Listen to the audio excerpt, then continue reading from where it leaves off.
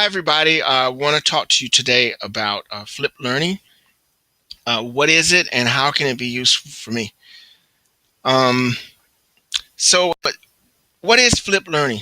Okay, if you look at the six-step lesson plan, which we all know and love, it has a review activity, a focus activity, introduction of the new material, and you take that material and you practice with the students together, and then you give that material to the students to practice on their own.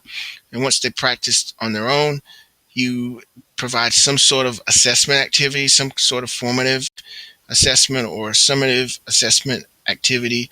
And then there's a closing activity where you kind of wrap it all up.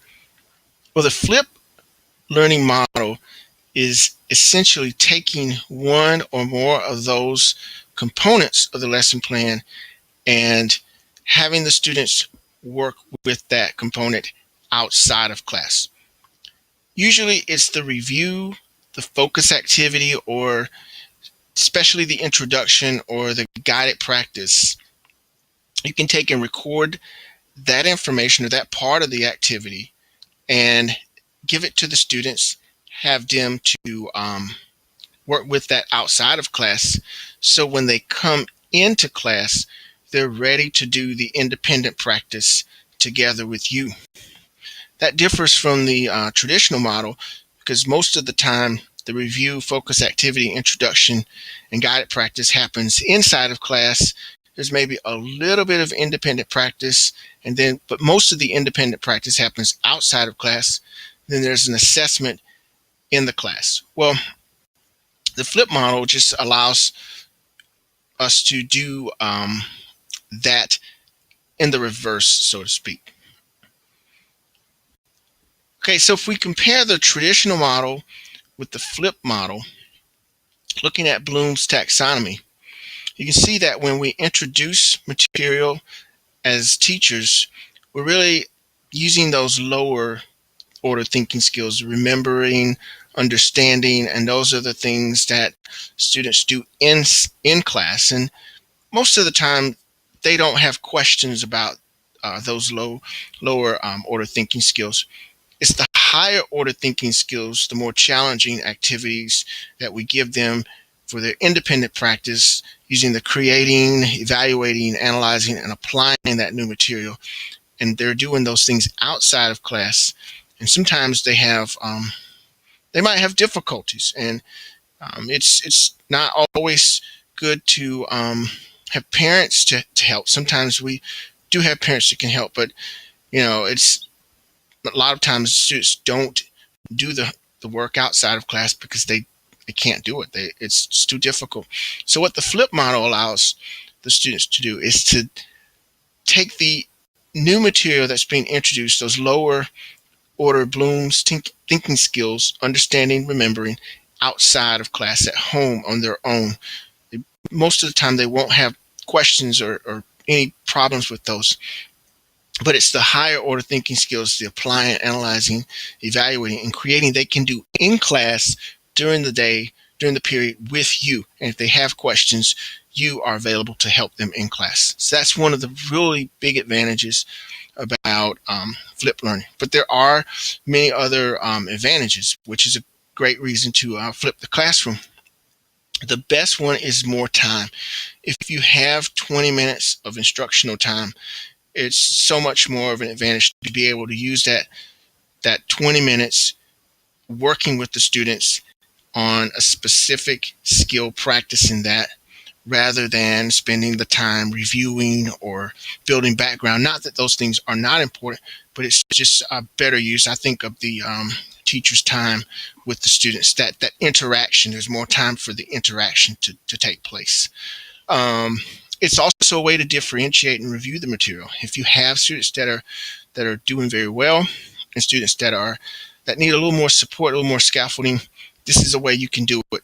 You can have them listen to the screencast in a first language, or you can have them review it many times again and again until they understand it, if you have students who are at different levels. It's also a way of giving students access to the digital tools and technology practice that they'll need to be successful, reading online, reading on screen, listening to speaking online, and also recording voices. So these are things that they can, ways that they can practice. Um, Additional content. Um, what better way to incorporate a movie or a video, a picture, a diagram, all those things can be added to a screencast that they can have where in the introduction, whereas you might not be able to do that just using a PowerPoint, or you might not even have access to that material in the class. And of course, today's learners are, they were more stimulated by video and interacting with things online. So your lessons will not be as boring; they'll be much more entertaining. So, what are some things that you can flip? Definitely introduction um, of yourself. For example, if you have a newcomer, you can provide a video introduction or a speaking introduction, and send that to the student and let them play it ahead of time. Newcomers, you can video your classroom and show them where to go. You can provide a virtual tour of the school. These are all things that you can have recorded, and they can have also announcements if there are any announcements, especially high school students who may not understand all of the announcement things that are going on. For example, the homecoming week, you can provide an explanation or an announcement in first language of the announcements. Your classrooms, procedures, and demonstrations. You can record these things and have them available for your students.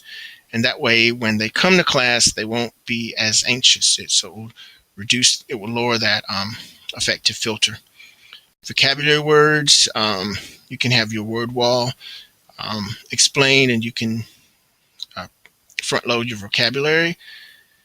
Also, as I mentioned, providing context and background to a story to activate the prior knowledge before reading. So when students come in, they can you can use more of your time on the interaction and focusing on the strategies. Um, so you might be wondering what happens if students can or don't do the work outside of class. Well, it's really no different from students who don't do the work outside anyway.